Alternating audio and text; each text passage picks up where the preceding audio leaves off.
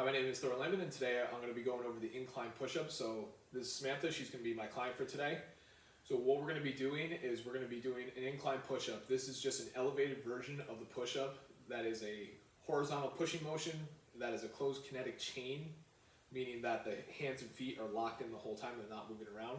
So the primary muscles that she's going to be using during this exercise is going to be the pectoral major, the tricep, and then anterior deltoid. And the secondary muscles are going to be the hip flexors and the abdominal muscles. So the reason I chose it for her specifically is when we did the FMS assessment, she got a 2 out of 3 on it, which is really good, but what I saw with it was a weakness in the core as she was pushing up. So what it does in the incline is basically allows her to maintain that core engagement and better posture while she's doing the push-up. And then what we can do as we progress is we lower it down to challenge that more and more until we get to probably like 2 feet off the ground, 3 feet off the ground, and then we can progress from there. So for the movement, I'm going to demo it first and then I'm going to have Samantha do it. So I always have everyone start right outside shoulder width with their hands and their chest on the bar. So we want to be about mid-chest. So technically for me, this is the preparation phase, but really for the incline push-up, this is the start of the preparation phase.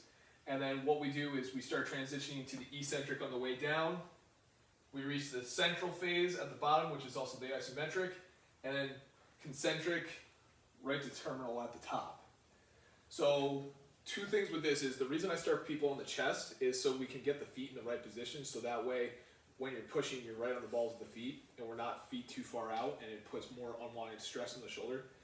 The second thing is when we're doing this, I'm really looking just for basically almost like an arrow. So if we were looking from behind, it should make this arrow with the body and the arms. So 2 ways that I've seen this done incorrectly is we want to make sure everything stays tight so we don't get this arching like dolphin wave motion as it comes through. And the other way that we're looking for is we don't want the hips to come up. So it's like this. Generally, that's going to be for the abdominals. And it's basically almost compensation for the abdominals when that happens for either one of those. So that's why we're also going to be palpating those areas, but we'll get to that in a second. So 2 contraindications for this is going to be if someone has upper body extremity issues, so anything with the wrist, fingers, elbow, shoulder.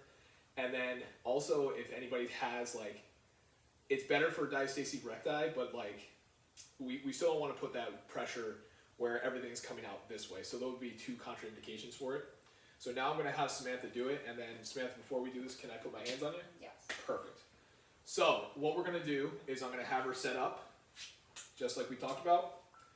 So right in the center of the chest, good.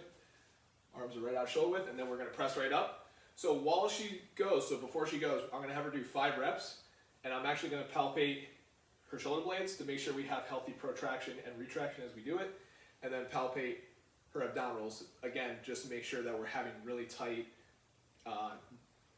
basically just having everything work in that way, and so we don't see that wave motion or the hip up in the air when we do it.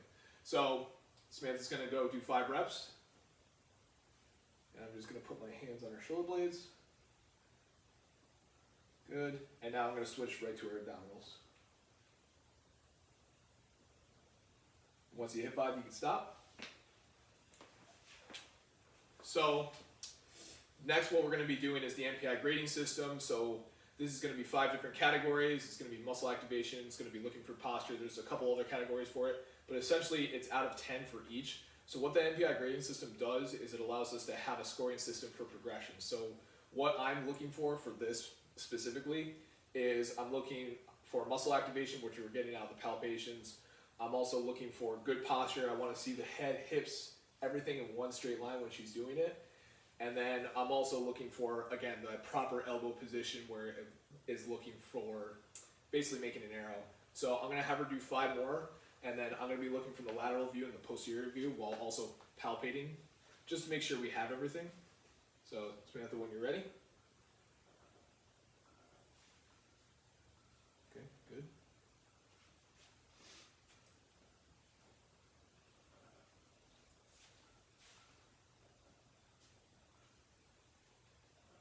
Good.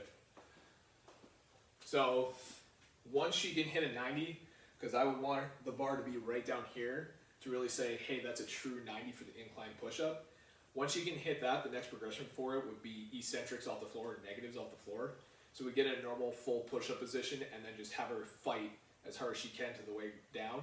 And then we're not looking for a pushing up part. We're just gonna have her get back to her knees, get back up to a tall position, and then just fight. So that way it trains the muscle and it challenges the position without giving it the extra stress of the concentric side of it. And then from there, once she can do a 90, we would progress to full push-ups off the floor. But that's the incline push-up. Thank you, Smith, for helping.